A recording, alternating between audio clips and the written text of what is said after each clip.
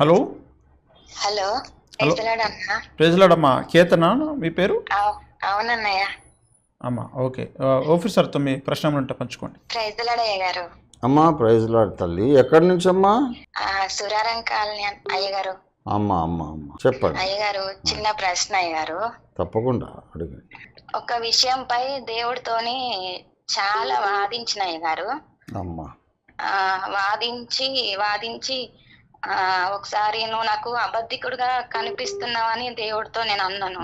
అమ్మా అమ్మా అమ్మ బాధలో కొన్నిసార్లు అంటాం, నోరు జారుతుంది తల్లి. యేసయ్య దయామయుడు. ఆ చిన్న చిన్న వాటిని పట్టించుకొని కోపం పెట్టుకోడు ఆయన. అదే అట్లా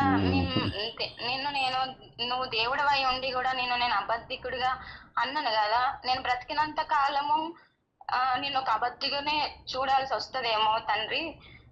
ఇలాంటిది ఉండద్దంటే నన్ను తీసేసేయని చెప్పి దేవుణ్ణి అడిగినాను.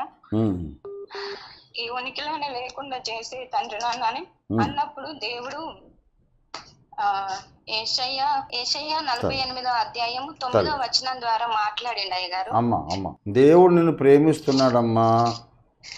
అయితే ఇక్కడ చిన్న ప్రశ్న ఒక్కటే ఉంది అయ్యగారు. ఏమని మాట్లాడంటే, నేను నిన్ను నిర్మూలము చేయకుండానట్లు నా నామంను బట్టి నా కోపంను మానుకొనుచున్నాను. అంతే కదా. ఇప్పుడు అది నీ గురించి నా గురించి ప్రతి విశ్వాస గురించి కూడా వాస్తవమేనమ్మా. దేవునికి కోపం తెప్పించే మాటలు, తలంపులు, పనులు ఎన్నో మన జీవితంలో ఉంటాయి. అయితే నేను నిర్మూలము చేయకుండా ఉన్నట్లు నా నామమును బట్టి కోపం మానుకుంటున్నానని ఆ దయామయుడు అంటున్నాడు. కనుక మనము బ్రతికి ఉన్నాము, బ్రతికి ఉంటాము, పరలోకానికి వెళ్తాం. అయితే అయ్యగారు ఇక్కడ నా నామమును అపవిత్రపరచబడనేలా నా నామము మరి నేను ఎవరికి ఇచ్చువాడను కాను అన్నాడు. ఇక్కడ ఆయన నామమును నాకు ఇవ్వలేదు అన్నట్ట, ఎవరికి ఇవ్వడు అన్నట్ట, ఇంకెవరికి ఇవ్వలేదు. అది కాదు అది కాదు అది కాదు. నా నామమును ఎవరికి ఇవ్వను అని అంటే అదే నా మహిమను మరి ఎవరికి అన్నది ఒకటి అర్థం కాలేదు. ఆ మహిమ నామము అని ఇంతకుముందు చెప్తూ ఇదే ప్రోగ్రాంలో చెప్పాను. దేవుని నామం అనగా దేవుని మహిమ, దేవుని స్వభావము, గుణ లక్షణాలు అని చెప్పే కదా. ఆయన మహిమను ఎవరికి ఇవ్వడు అంటే వేరే విగ్రహాలు కానీ దేవతలు కానటువంటి వ్యక్తులు, చిన్న చిన్న శక్తులు కానీ ఎవరికి కూడా నాకు చెందాల్సిన మహిమ ఎవడు దొంగిలిస్తే నేను ఊరుకోను అన్న పాయింట్ అది. కానీ ఆయన నామమే మనకు పెట్టేశాడుగా. ఇప్పుడు ప్రకటన 14వ అధ్యాయంలో గొర్రెపిల్ల నామము, ఆయన తండ్రి నామము నొసళ్ళ మీద రాయబడిన వారు ఉన్నారు కదా.